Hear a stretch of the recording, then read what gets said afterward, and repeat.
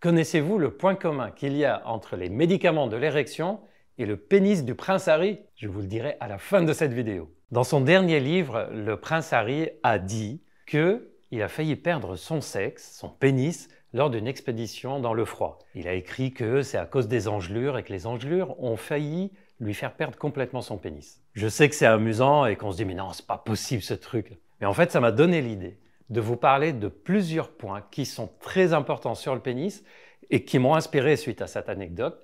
Et je vous donnerai à la fin de cette vidéo une information scientifique que peu de gens connaissent sur ce sujet. Avant de commencer la vidéo, pour les personnes qui ne connaissent pas encore Charles.co, je vous rappelle que Charles.co, c'est une plateforme de téléconsultation qui a été mise en place pour faciliter l'accès des personnes qui ont des problèmes sexuels à des consultations auprès de médecins spécialisés en médecine sexuelle. Donc vous allez sur le site, vous choisissez le type de problème pour lequel vous souhaitez consulter, vous remplissez un questionnaire qui est confidentiel, qui est entre vous et le médecin. Ça peut être par messagerie sécurisée, téléphone ou visio. En fait, toutes ces solutions-là, nous les avons mises en place parce qu'on sait que c'est difficile de consulter quand on a des problèmes sexuels et c'est même difficile d'aller chercher parfois le traitement. Tout d'abord, le fonctionnement du pénis et l'importance de la circulation du sang dans le pénis. Dans notre pénis, il y a surtout du sang. En fait, quand on regarde ce que contient le pénis, ça contient surtout du sang. D'ailleurs, c'est quand ce sang rentre de façon plus importante que le pénis gonfle. Et si le sang continue à rentrer de façon de plus en plus importante et met la pression, ce gonflement va donner une érection et de la rigidité. Et à l'inverse, si le sang sort du pénis, le pénis il va se vider un peu à la fois, il va perdre de son volume. Si le sang continue à sortir du pénis, le pénis va se rétracter un peu à la fois. Et c'est ce qui se passe quand il fait froid. C'est pour ça que notre pénis se rétracte quand on a froid. Pourquoi? Parce que le froid provoque une réaction physiologique dans notre corps humain.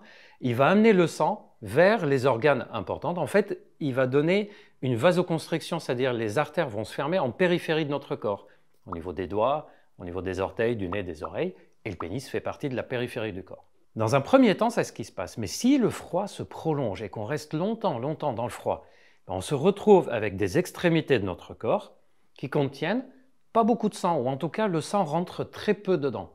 Or, on a besoin que le sang rentre pour nous amener l'oxygène dans les cellules et qu'il reparte en amenant avec lui les gaz carboniques.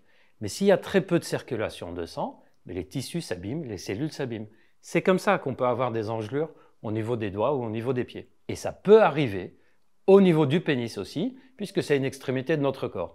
Donc oui, ça peut arriver, mais heureusement c'est beaucoup plus rare parce qu'en général, la zone quand même du pénis est beaucoup moins exposée au froid grâce aux habits qu'on porte que les mains et les pieds. Rassurez-vous, c'est vraiment très rare que les engelures arrivent au niveau du pénis. Il faut vraiment s'exposer fortement et de façon très prolongée au froid pour que ça arrive. D'ailleurs, les autres parties du corps commencent à s'abîmer à cause du froid avant, donc il y a quand même des signes d'alerte. Après vous avoir dit tout ça, voici l'information scientifique que peu de gens connaissent. Les médicaments qu'on donne pour améliorer l'érection sont des médicaments dont le principal effet est d'amener le sang dans le pénis pour provoquer l'érection. Et figurez-vous qu'il y a des scientifiques qui testent ces médicaments sur un problème de santé qu'on appelle le syndrome de Raynaud. Pour celles et ceux qui connaissent ce syndrome, c'est quoi? C'est une maladie où le sang circule très peu dans les périphéries. Ce sont des personnes qui vont facilement avoir le bout des doigts qui devient bleu ou blanc ou qui s'abîment avec des engelures dès qu'il fait froid. Et il y a des syndromes de Raynaud qui sont une conséquence à d'autres maladies, des maladies inflammatoires, voire parfois suite à un cancer. Et bien figurez-vous qu'on a testé les médicaments de l'érection pour améliorer ces types de problèmes, c'est-à-dire des engelures liées à des maladies. Pourquoi? Parce qu'on s'est rendu compte depuis longtemps que les médicaments de l'érection n'améliorent pas seulement la circulation de sang au niveau du pénis, mais un peu partout dans la microcirculation du corps, en particulier dans la périphérie du corps. C'est pour ça que les personnes qui prennent des médicaments de l'érection remarquent parfois qu'ils ont moins facilement froid dans les mains et les pieds les jours où ils ont pris le traitement. Et d'ailleurs, si par hasard le prince Harry avait pris des médicaments de l'érection pendant son expédition, je pense qu'il aurait bien évité les engelures. Si vous aimez ce genre d'anecdotes, si vous avez aimé cette vidéo, n'oubliez pas de liker et surtout, n'oubliez pas de vous abonner parce que des vidéos comme ça, on en aura encore plein pour vous.